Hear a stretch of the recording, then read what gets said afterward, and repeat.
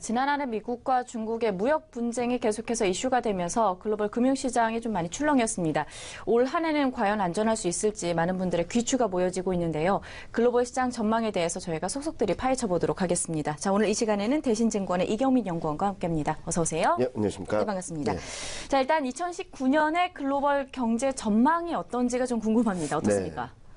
일단 네. 2018년을 네. 본다면 미국을 제외한 다른 나라들은 네. 경기는 전환점을 통과했다라고 네. 생각을 합니다. 경기 네. 확장기에서 경기 둔화, 어쩌면 올해는 경기 위축으로 갈 수도 있다라고 생각을 하는데요. 네. 그동안 강한 상승세, 강한 성장세를 보였던 미국도 올해는 안전지대가 아닐 가능성이 높습니다. 향후 2020년까지는 미국은 이제 잠재 성장률로 좀 수렴하는 잠재 성장률이 한 1.8에서 2% 정도 될 것으로 예상하는데 네. 그 정도 수준까지 둔화되는 흐름들을 이어갈 것으로 생각을 하고 있습니다. 네. 물론 2019년 상반기까지는 글로벌 전반적으로 경제 성장률, 그러니까 GDP 성장률 레벨이 크게 떨어지지는 않을 것으로 보고 있거든요. 네네. 그렇지만 하반기로 가면 갈수록 선진국 GDP 성장률 한 1%대, 그리고 미국 GDP 성장률은 뭐 많이 아시다시피 뭐 올해 2분기 작년 2분기 같은 경우는 4%대 성장을 보였는데 이게 2%대 중반으로 좀 레벨이 떨어질 가능성을 열어놓고 봐야 되지 않나라는 생각을 합니다. 따라서 2018년에는 미국을 제외한 다른 나라들이 좀 경기가 꺾이는 모습을 보였다면 2019년에는 미국도 좀 둔화된 모습을 보이면서 글로벌 경기 흐름 자체가 좀 2019년 연간으로 본다면 상반기에는 그나마 괜찮겠지만 하반기에는 조금 불안한 모습들을 보일 수 있다라고 생각을 합니다. 녹록지만은 않네요. 네, 좀 경제 환경만 놓고 본다면 그닥 쉬운 환경은 아직 아니다라고 네. 생각을 하고 있습니다. 아까 말씀드렸던 것처럼 이제 미중 무역 분쟁이 작년에 굉장히 많은 네. 이슈가 있었었잖아요. 근데 이제 90일간의 그런 휴전이 이제 3월 1일까지가 되는데, 네. 근데 많은 사람들이 이제 3월 1일까지도 그게 좀 어렵지 않을까 이렇게 보고 있는 것 같습니다. 어떻게 보십니까? 일단은 3월 1일까지는 네네. 어떤 식으로든 협상을 이어갈 것으로 생각을 하고 있습니다. 네, 그렇지만 이게 무역 분쟁의 궁극적인 해결이냐? 네. 그러긴 좀 쉽지 않을 것 같거든요. 네네.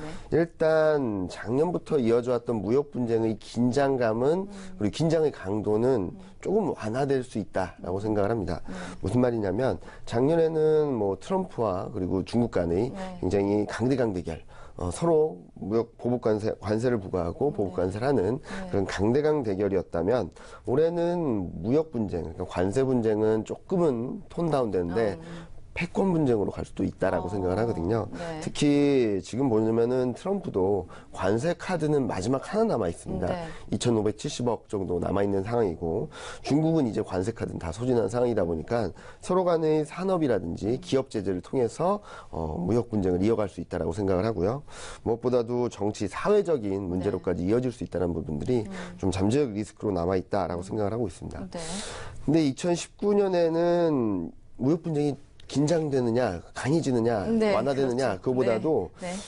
그동안 2018년부터 이어져 왔던, 그리고 지금까지 네. 이어져 왔던 무역 분쟁의 여파들이, 네. 경제 지표나 네. 기업 이익에 네. 어느 정도 영향을 미치는지가 더 중요하다라고 생각을 하는데요.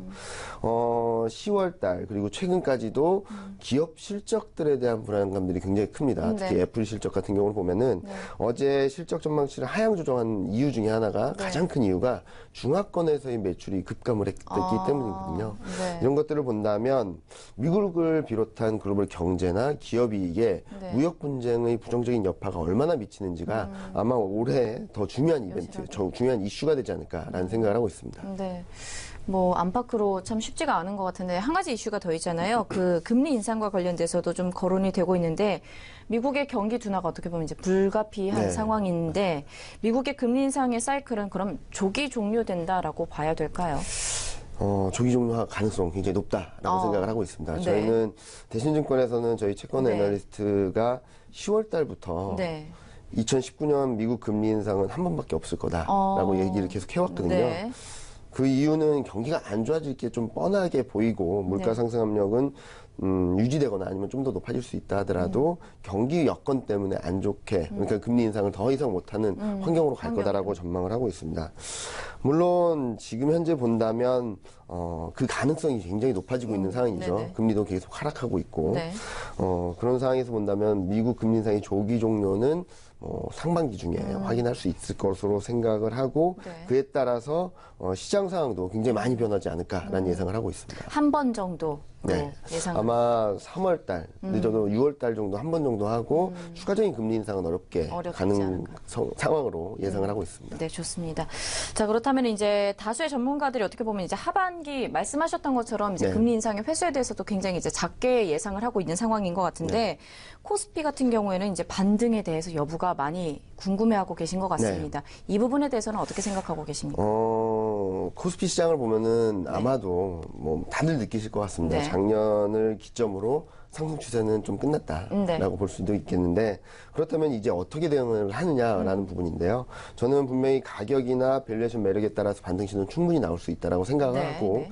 그 시점은 상반기라고 생각을 하고 있습니다. 네. 그렇지만 이 흐름이 추세 반전이냐라는 부분에 있어서는 조금은 기대감을 좀 낮게 보셔야 될 것 같은데요. 네. 트레이딩 관점에서의 접근은 가능하지만 추세적인 변화, 그러니까 지금까지 약세를 보였던 것들을 반전시키면서 네. 추세 상승을 할 가능성이 높지 않다라고 생각을 합니다. 네. 따라서 대응을 하신다면 네. 전반적으로 조금 안정적인 투자 또는 현금 비중을 어느 정도 갖고 계신 상황에서 네. 트레이딩 관점 싸다고 생각되는 네. 때 좀 짧게 들어갔다가 목표 수익률 좀 낮게 잡고 트레이딩 관점에서 접근을 하신 게 좀 낫다라고 생각을 하고 있습니다. 그러면 이제 전반적으로 봤을 때 글로벌 증시나 이제 경기 환경에 대해서 상저하고를 많이들 이제 예측을 네. 하고 계시고 그런 상황인 것 같은데 국내도 동일하게 상저하고의 흐름이 이어질까요? 저희는 전반적으로 상고하저로 말씀을 상고하저로. 드리고 있습니다. 네, 상고하저로. 네, 말씀드린 네. 전반적인 컨센서스는 네. 시장 상황에 대한 전망들은 상저하고가 대부분인데요. 저희가 상고하저로 보는 이유는 앞서도 서두에도 말씀드렸듯이 글로벌 경기 환경이 상반기까지는 그렇게 나쁘지 않을 거다라는 점이 있고요. 그리고 작년 2018년 4, 4분기 쇼크 충격을 통해서 불안 심리는 상당 부분 시장에 반영돼 있다라고 네. 보고 있습니다.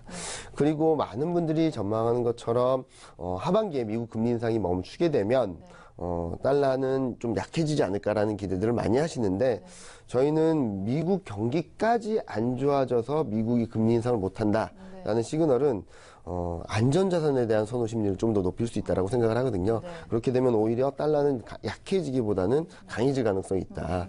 그렇게 보면은 글로벌 전반적으로 이머징 증시의 불안 심리가 좀 더 커질 수 있다라고 생각을 해서 일단은 상반기 중에는 좀 반등 시도가 나올 수 있겠지만 하반기에는 조금 더 리스크가 더 커질 수 있다라고 생각을 합니다. 특히 코스피는 지금 실적보다는 컨센서스가 많이 하향 조정될 수 있다라고 생각을 하거든요. 단적인 예로 2018년 이익 증가율을 생각을 해보신다면 연초만 하더라도 25%를 넘었습니다. 그리고 상반기만 하더라도 이익 전망치 기준으로 보면은 17, 18% 증가를 기대했고요. 근데 지금은 한 자릿수대로 내려왔습니다. 이게 지기도 어려운 상황이고요.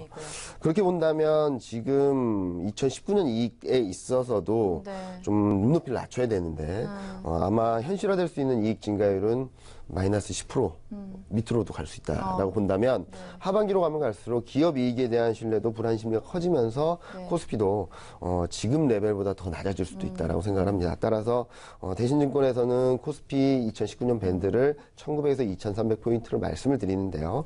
상반기 중에는 2300시도 가능하다. 네. 뭐 거기까지 가기 어렵다 하더라도 최소한 2200을 넘어서려는 모습들은 보일 수 있다라고 생각을 하고 하반기로 가면서 다시금 안전자산에 대한 선호 심리가 커지면서 1900선 지지력 테스트 어쩌면 이익에 대한 눈높이에 따라서 그러니까 이익 증가율이 마이너스 10% 밑으로 더 내려가게 된다면 1900선도 위험할 수 있다라고 말씀을 드리고 있습니다. 답변이 참 속상하지만 네. 그런 상황인 것 같습니다. 네. 저희가 이제 분야별로 좀 여쭤보고 싶은데 아쉽지만 좀 시간 관계상 마지막으로 한 질문만 좀 드리고 네. 마무리 짓도록 할 텐데 이렇게 어려운 글로벌 경기 상황이나 경제 상황을 반영을 좀 했을 때 올 한 해 있어서 투자 전략을 어떻게 잡으면 좋을지 간략하게 좀 정리해 주시죠. 네, 일단은 생각을 좀 바꾸셨으면 좋겠습니다. 어떻게 해요? 시장이 올라야지 수익이 나고 내려야지 내리면 손실이 난다라는 것보다는 네. 워낙 다양한 상품군이 있다 보니까 네. 뭐 특히 ETF 쪽을 보시면은 글로벌 투자도 충분히 할 수 있거든요. 그러네요. 달러를 살 수도 있고 채권을 살 수도 있고 금을 살 수도 있습니다. 그리고 인버스 ETF도 있고요. 그렇죠. 따라서 조금 다양한 ETF 전략들을 가져가시면 좋을 것 같고요. 네. 단기적으로는 상승 쪽에 좀 베팅을 할 수 있는 위험 자산을 좀 담아 두셔도 되겠지만 네. 큰 흐름에 있어서는 네. 인버스 ETF라든지 금, 달러, 미국 채권 같은 좀 안전한 투자를 좀 비중을 점진적으로 늘려가신다면 불안한 그리고 하락하는 시장에서도 충분히 수익을 낼 수도 있고 최소한 내 수익을 지킬 수 있는 투자 전략이 될 수 있다고 생각을 하고 있습니다. 약간 눈을 넓혀서 보는 네. 전략이 필요하겠네요. 네, 이렇게 해서 저희가 2019년도 글로벌 경기 전망과 더불어서 투자 전략까지 함께 좀 찾아봤습니다. 대신증권의 이경민 연구원과 함께했습니다. 오늘 말씀 고맙습니다. 네, 감사합니다.